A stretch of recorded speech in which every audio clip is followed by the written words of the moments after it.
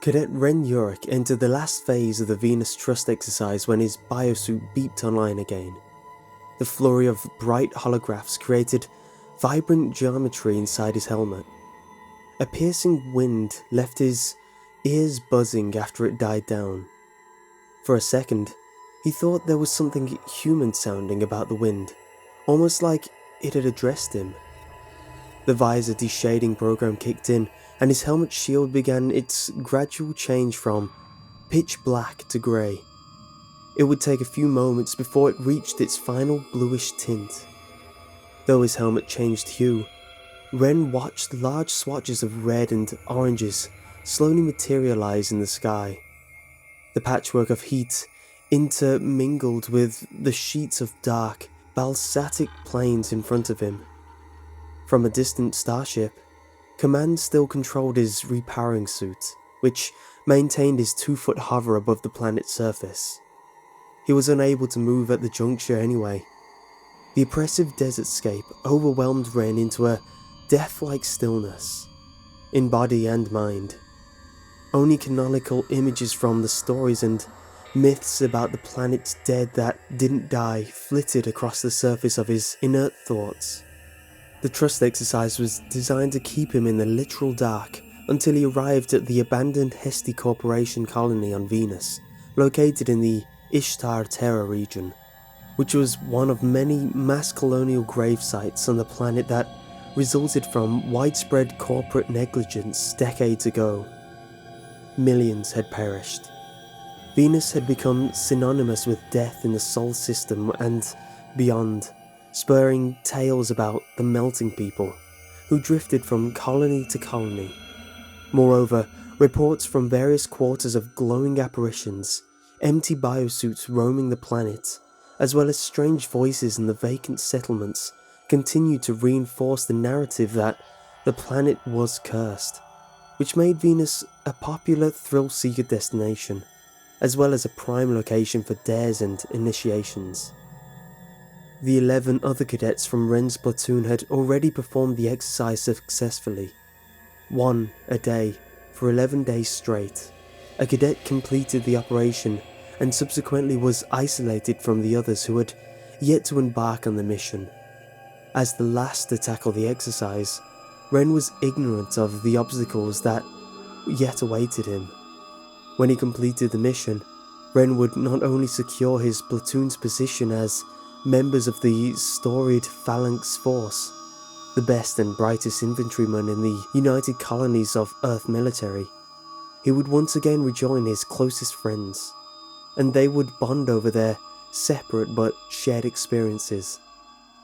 The unknown voice crackled over the comlink, which startled Ren, breaking the hold the stark landscape had on him. "Okay, Cadet Urich, you're doing great. With your biosuit power down, you allowed Command to remotely steer your vessel through an asteroid field, en route to atmosphere, at which point we governed your craft through violent systems of treacherous winds. Terran side, you've allowed Command to access your biosuit's magnetic gravitational hovering capabilities to guide you to the vestiges of the colony which, with your helmet's communication lines blacked out and your visibility reduced to 0. This is where you take over. Confirm that your biosuit is functioning at 100%. Biosuit is 100% operational, he answered with a raspy voice that had not been utilized for some time. His body touched ground feet first with a soft thud, as Ren's eyes adjusted to the array of shimmering reds and oranges animating the sky. His heart rate increased, a jump that registered on the holographic monitor in his helmet with a sequence of high-pitched beeps and a jittery green bar. He stretched his right arm above his head and behind his back, working out the tightness in his shoulder, stiff from inactivity. The biosuit, though a snug fit, still felt like inhabiting the body of another person to Ren, or was it the skin of another grafted onto his own? He was never quite sure. It seemed at times, though, that it controlled him more than he was able to control it, humming with a techno-life able to put extreme weather conditions in abeyance as well as allowing others to direct the movements of his limbs. With wide eyes that had adjusted to the ochre world, Ren now differentiated the barren charcoal desert from the surrounding hills, which reached into the vicious sky twisting with heavy clouds. This wasn't a place for humans, live nor dead. No living thing from Earth could survive here. Why did anyone ever think otherwise? Hestia had promised to create a heaven on the hellish planet in return for minimal labor demands from colonists desperate to leave Earth with no future.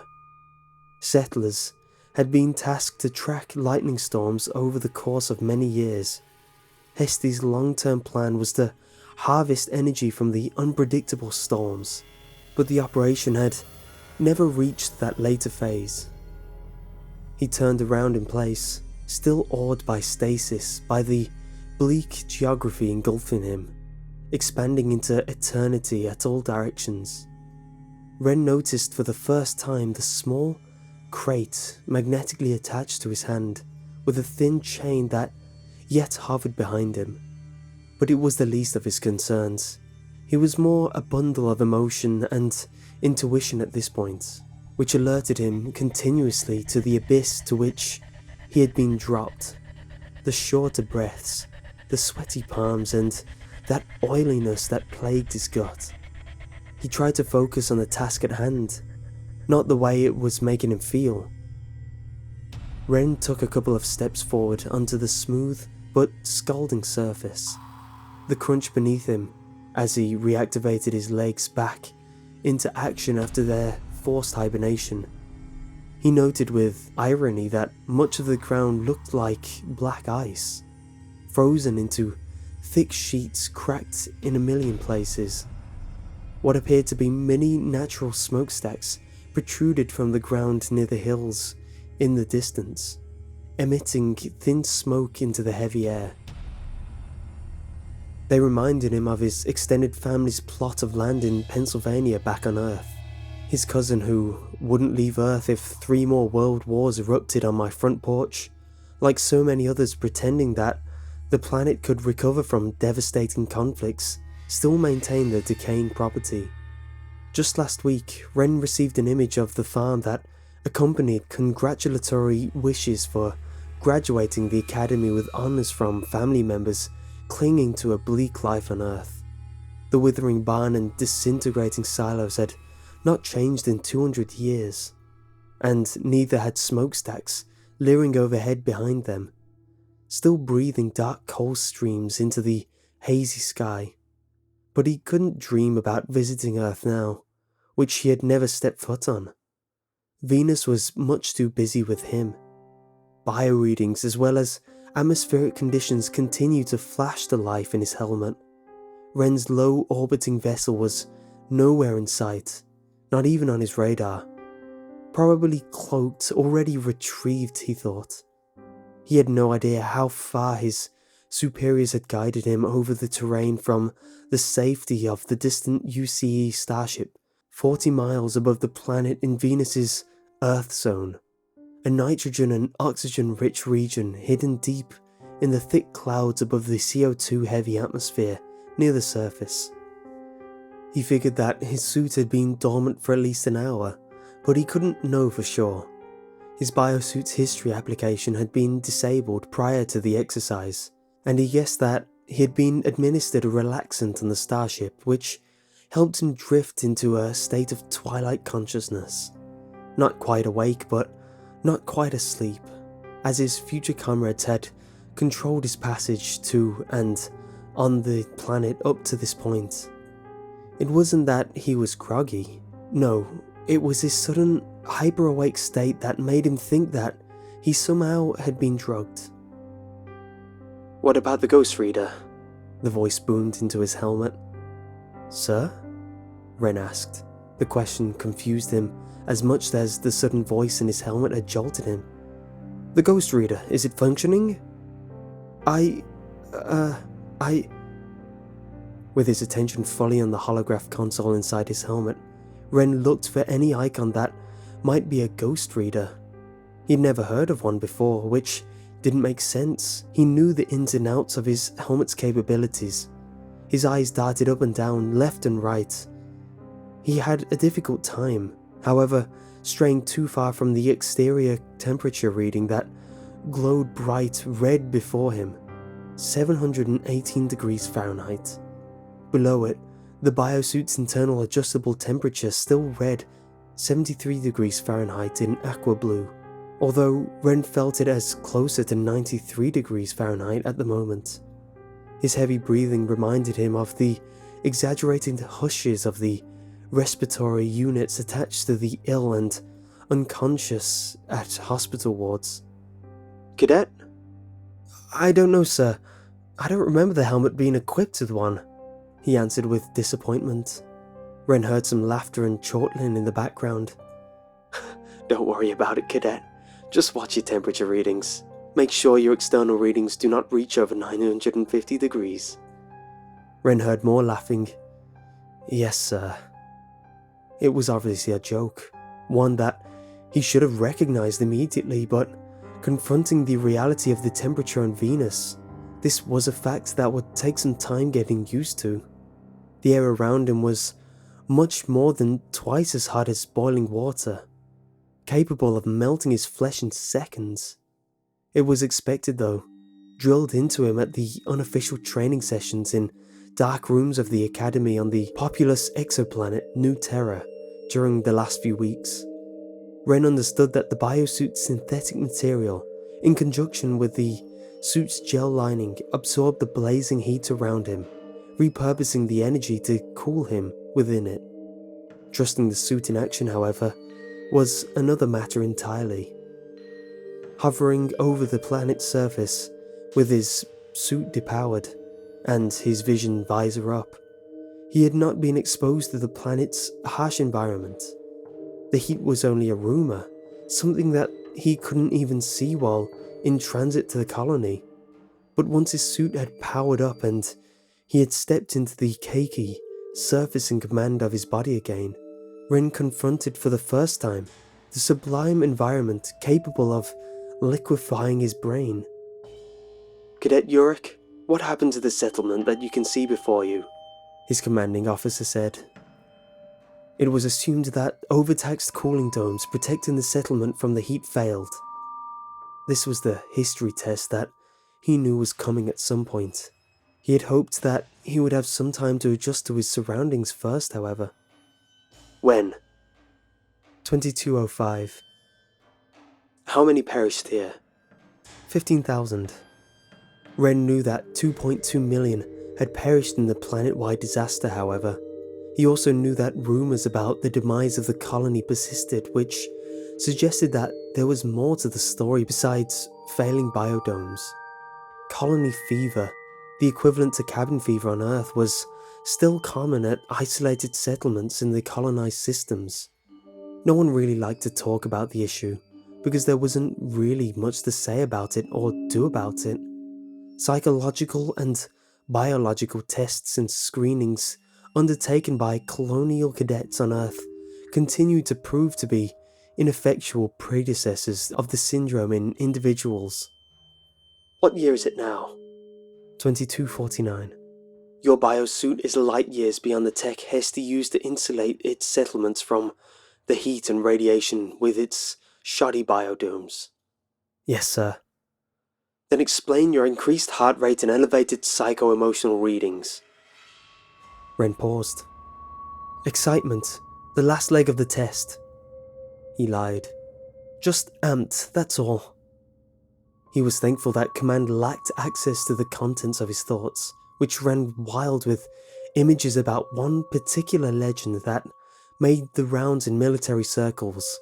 The screams of the Venetian dead remained trapped in the planet's atmosphere, howling through the plains and hills, giving voice to the planet's shrieking winds. Lending credence to such a story is that historically, only the mildest of breezes had been recorded at most regions of the planet. But something strange had happened after the Hestia disaster. Strong winds began gusting with regularity on Venus, which the scientific community had yet to explain. As another squall stalled Ren's progress, a sequence of grotesque images flicked in his head.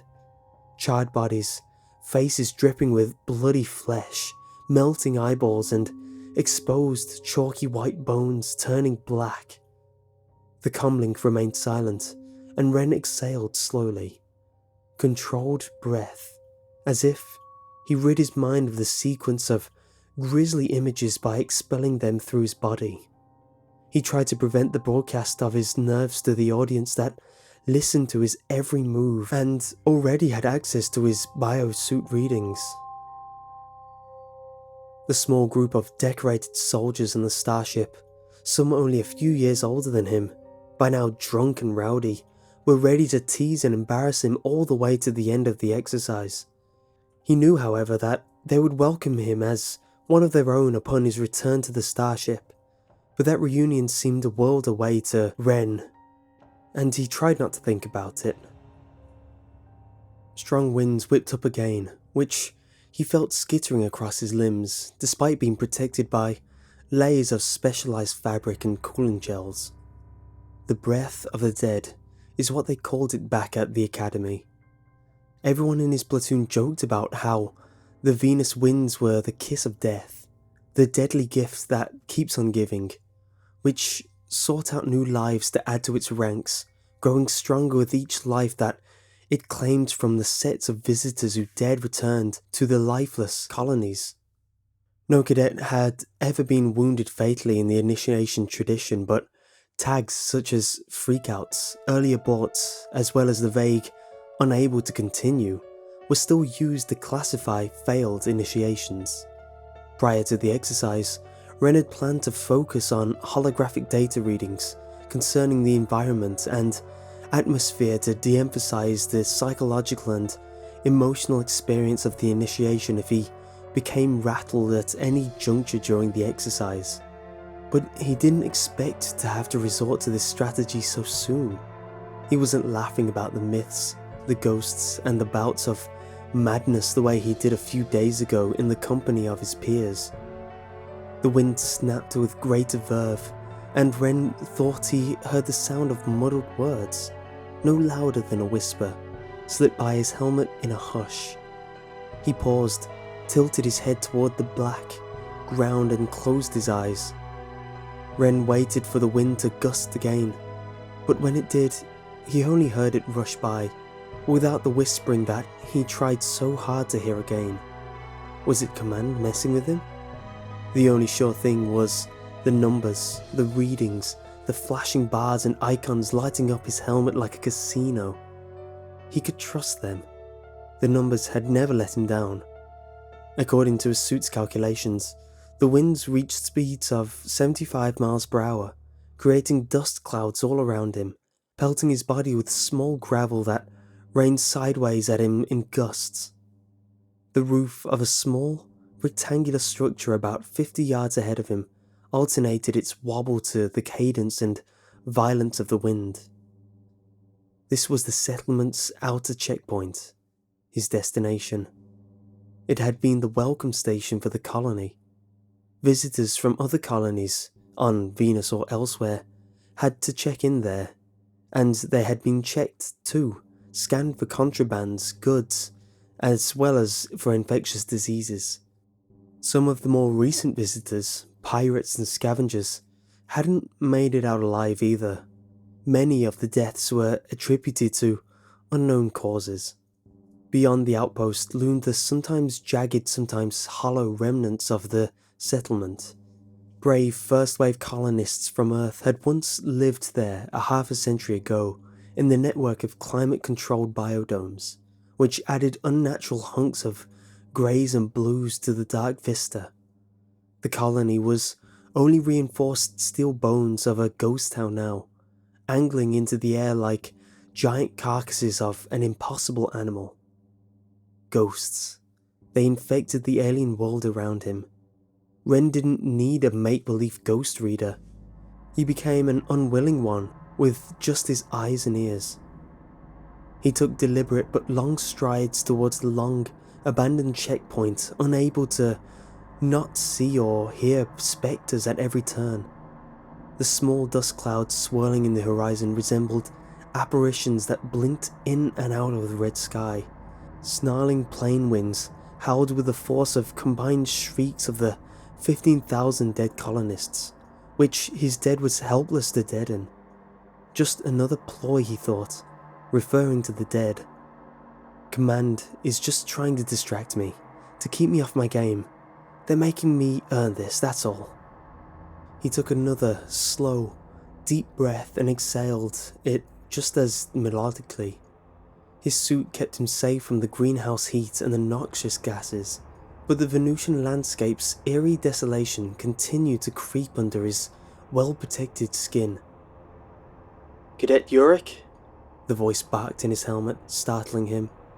Ren stopped and instinctively straightened his back and aligned his shoulders. "You'll come out of this a changed man. Once you're phalanx, always phalanx." "Cadet Yurick," someone else chimed in. "You won't be the same person after you walk out of those checkpoint doors the second time." "Cadet Yurick, you'll be one of us." A bout of snickering. "As long as they don't claim you first." More laughing. "Yeah, enjoy all those dead wing riders, Cadet Yurick." He tried to relax again, waiting for an indication that he should respond, but the direct question never came, so he trudged on, leaning forward with head tilted downward, pushing against the wind that pushed at him. They, the ghosts. He knew they didn't exist. He knew that he would simply walk into that small shack of an outpost and find nothing living or dead or anything in between. The only apparitions that walked with him were those that suddenly spoke to him in his helmet. But then, why did his stride shorten and his pace decelerate ever so slightly? Maybe it was the lingering effect of the drug that he was sure had been slipped into his system. What if he somehow was still receiving controlled doses? What if there was a drug or topical application inside the suit that made him susceptible to hallucinations or the power of suggestion? What if his oxygen reservoirs had been doctored? What if... The loud clang stopped his rambling thoughts, as well as his progress to the outpost, which was only 50 yards or so from him now. The hovering crate that he still pulled had hit the top of a large rock as he passed it. He looked at the crate attentively for the first time. It was made of heavy steel and the size of a small end table in his Cadet Academy dormitory. No labels or revealing markings. The magnetic latch connecting it to his gloved hand already had been activated when his suit had powered up to full capacity a few moments ago. He didn't know what the box contained. Ren only knew that he would know what to do with it once he entered the checkpoint.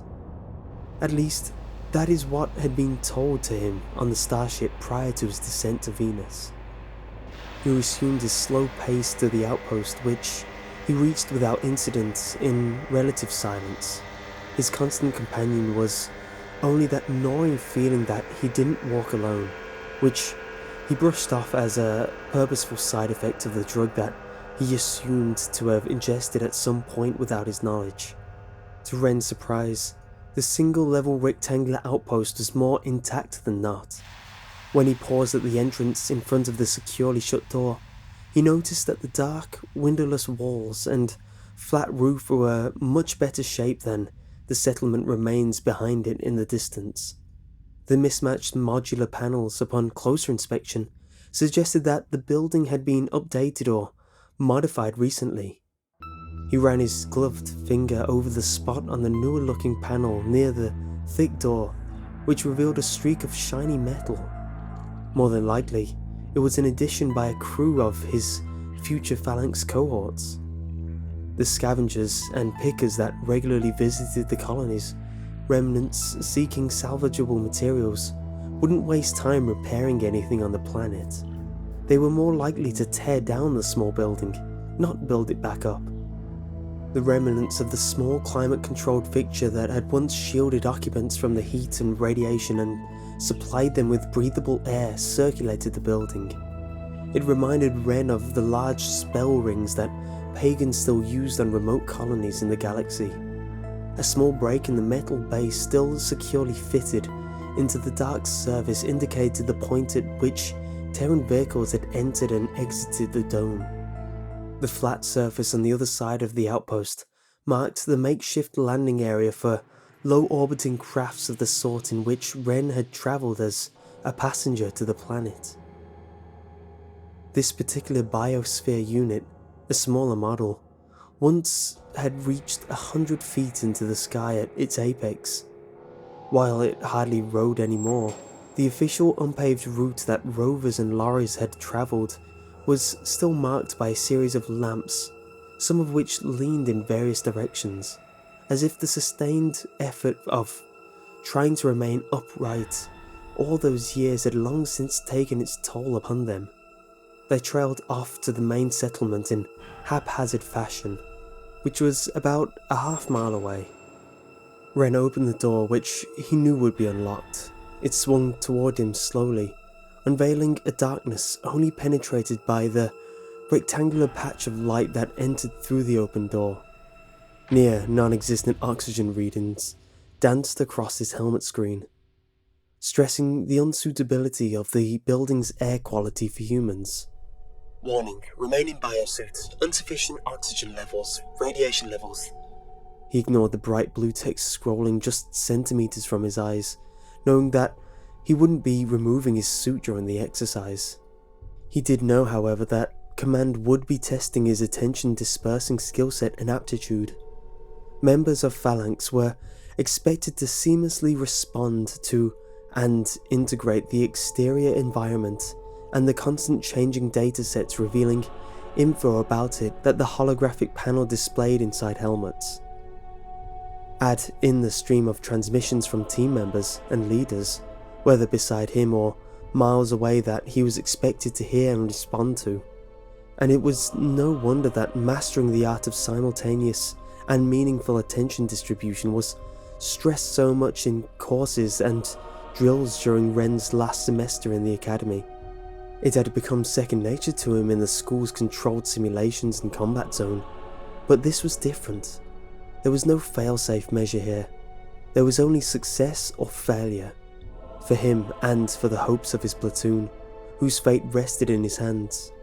And he had never traversed a mass gravesite before, which Command made every effort to reference thus far in the trust exercise. He wished that he could cut off communications with the starship, the way that the hand minimized the vocalizing capabilities of his biosuit. Ren had muted his helmet's volume settings previously, having anticipated a flurry of voiced info streams from the monotone AI voice module as he approached the outpost. On the current settings, he could only receive audible communications from Command, which strangely had lapsed into silence. He waited for instructions on the cusp of the entrance, not knowing whether he should proceed or not. In the interim, he flashed a light into the main room, illuminated its darker corners. The room had been emptied of everything that could be carried away some time ago. He poked his head inside, following the yellow beam of light across the floor and wall panels. The main counter on the right remained affixed as it was to the building's foundations. On the wall behind it, outlines of dust and shapes of darker paint told the story of cabinets and shelving units that had once occupied space in the office. Ren then shone the light down the station's only hallway. It was short and ended at another room. The door was closed and unmarked. A few more sweeps with the light revealed nothing of interest, outside of more dust and rubble. Energy sensors remained quiet. Nothing in 100 yards radius was using power cells. His motion sensors only picked up the wind. Increase sound sensors to full capacity, delete wind. His voice seemed to fill the empty building, even though it only echoed within his helmet. Sound sensors increased to full capacity with wind deleted. The answering text appeared on the holograph. Immediately he heard the howls of the wind increase tenfold around him, as if he were dropped into a literal sea of screams. He made fists with both hands. Delete wind! Delete wind! The cacophony raged on, and he dropped to his knees. He closed his eyes. Decrease sound sensors to minimal capacity! Ren screamed through clenched teeth. He pounded the ground with his fists, and light that flashed from his suit at the wrists violently crisscrossed the room, transforming into a ghastly light show. The amplified wind shrieks hammered his skull, as if searing decibels attempted to force their way out of his head near his temples. When they suddenly ceased, he thought he heard a voice, or the wind itself whisper, "Get out of there," as he recovered from the disorientating after effects of the sonic lashing. He looked around frantically and saw nothing. Nobody inside or outside the station, no readings from any sensors either. His sound sensors had returned to the normal levels. Ren's head still throbbed, and he had difficulty hearing anything except the high-pitched ringing in his ears that persisted as he rose to his feet, which made him think that he had imagined hearing the whisper. Command finally broke its silence. "Almost there, Cadet. Status report requested." "Sir?" Ren asked. "You're almost there, Cadet. Status report requested." Standing now, Ren tried to make sense of what just happened. He had to tread carefully too. The entire experience could have been a ploy by Command. It could have been staged and planned as part of the exercise, a way to test his resolve and mettle under duress. Anyone on the starship could have commandeered his suit, and just as easily could have been speaking to him the entire time when his sound sensors went haywire. "Still going outside the station, sir, awaiting orders." "Oh, you're already there. We lost track of you for a few minutes. Hold on, Cadet Yurik." Ren didn't know if he was hearing the truth or not. He closed his eyes, reminding himself that it was almost over. He was almost there, just like Command had said. He was almost there. "Yes, okay. Tracking systems are back online." Ren heard another voice in the background mutter, "That was weird," over the line. "You think it was the wind? It wasn't supposed to be heard by him." He wanted to believe them. It would be easier if it was simply a momentary technical snafu. But he could not be sure. That entire conversation, as genuine as it sounded, could be part of the exercise. Ren didn't trust anyone on the starship at the point, and wondered if it were possible that his suit had been rigged to somehow allow him to ingest just enough of the methane native to the planet's atmosphere to make him hallucinate, to make him hear things, to make him feel things. "Cadet, you still have the crate, correct?" "Affirmative." He looked at his side. Ren had not let go of the chain at any point, even though the crate was linked to his hand magnetically. The crate continued to hover, knee-height behind him. "Okay, very good. Proceed to the end of the hallway. You see it, correct?" "Yes, affirmative." Ren flashed his light onto the door at the end of the hallway again. "Okay, Cadet. Enter the outpost and continue to the room at the end of the hallway. The door will be unlocked. In the room you will find a desk, a depowered but functional terminal, and a chair. Sit down in the chair and open the crate." There was a brief pause. "You'll know what to do from there." "Yes, sir." Ren entered the outpost, glancing to his left and right in the main room. He only saw varying shades of darkness hanging over the main desk and quiet corners. He headed straight away into the hallway, ready for it to be over. Automatic room scans performed by his biosuit generated by the expected readings, but more important, one being that he was alone. He flashed his light at the ceiling and floor on his way to the room at the end of the hall, seeing only chipped metal panels and broken light domes. He stopped at the door. His breathing seemed louder now, almost as if another set of lungs joined his, amplifying his exhalations, quickening their pace, giving them force and power. Behind him, the main entrance door slammed shut. "What the?" Startled, he jumped and spun around, his free hand already gripping his Gauss gun. He pointed it at the formless blackness that didn't stir. Ren waited. Nothing happened. When he turned around, the door to the room was already open. He took a step back and instinctively crouched, pointing his gun into the room now. It took all his concentration and energy to maintain his ready position. The only sensible thing to do was run. Run from the room, run out of the outpost, run away. But he stood there, grinding his teeth, waving his gun and light in tandem from side to side into the small room, rhythmically bathing the desk, chair and terminal in soft blooms of light. Ren stood outside the room and waited for an order from command, but none came. He looked down at the crate and into the room again. He glanced over his shoulder, his breaths coming even quicker now and stronger. Sweat began to bead on his forehead. Why didn't the biosuit's temperature stabilizer cool him down? 73 degrees Fahrenheit? No way, he told himself. No way. His breath now sounded like a mini gale, gathering momentum in his helmet, which he tried to control by breathing through his nose. It's fine. It's fine. My biosuit is fine, he repeated in his head. When it became clear that nothing else was in the room and that command was maintaining its silence, he totted the crate into the room.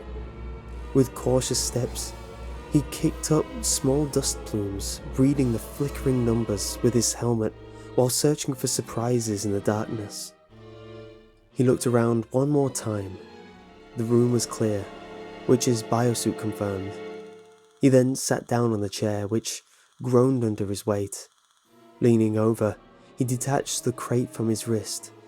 The crate unclicked and made a sucking sound, revealing a fully charged power cell when he opened it. Ren placed the power cell on the desk, without the aid of his biosuit's strength augmenter. The wireless terminal, a more recent model, not one that would have been available to original colonists, bleeped on moments after he activated the power cell. The image of a face faded into view on the terminal screen. Ren could tell that the image of the man was laughing, even without sound, before he crystallized into view. He had a mottled beard and shaggy brown hair with white speckles and wore a uniform that prominently displayed the Hesty Corporation logo on his upper chest. As Ren reached to maximize the volume on the terminal's touchscreen, cold laughter erupted in his helmet. He dropped his sidearm in shock and jumped out of his chair, backing into the wall behind him. The laughter didn't dissipate, but another voice joined it. As Ren grabbed his helmet, "You don't belong here. No living being does.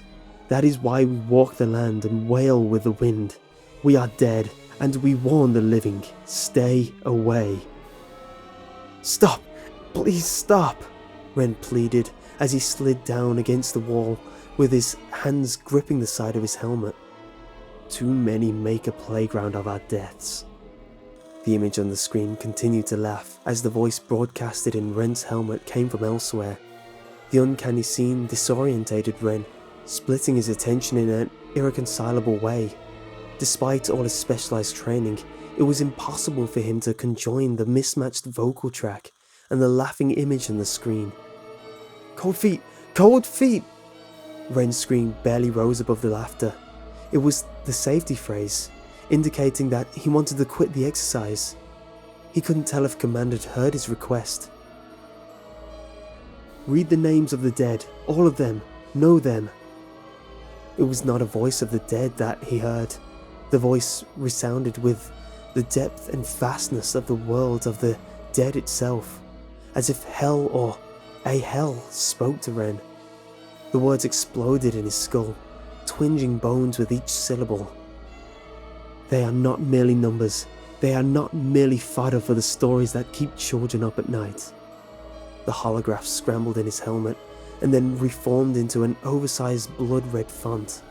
One by one, the names of the dead colonists horizontally scrolled past his overburdened eyes.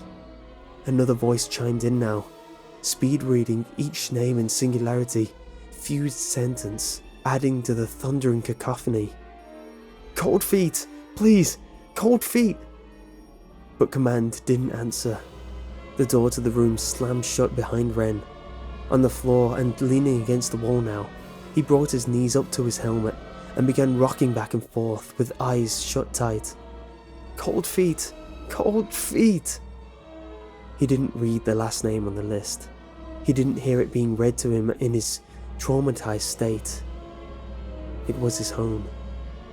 You have heard our call, worthy novitiate. You are a dedicated and loyal soldier, and we are pleased to count you among our numbers. You will honor and protect our history, a legacy that is yours now too. Welcome to the ranks of the dead that live, Cadet Yorick. Your next breath belongs to us, just as the breaths of those who continue to denigrate our misfortune are yours for the taking. A small force of UCE soldiers arrived at the room 20 minutes later. They found Ren's empty biosuit, burnt to an unnatural black, without any evidence of a fire in the room, nor anywhere in the outpost. Bio readings in the area only registered the presence of the search and rescue team. Ren's body was nowhere to be found. When the door slammed shut behind the platoon, Ren's stoic image flashed onto the terminal. He wore a green, Hesty Corporation uniform.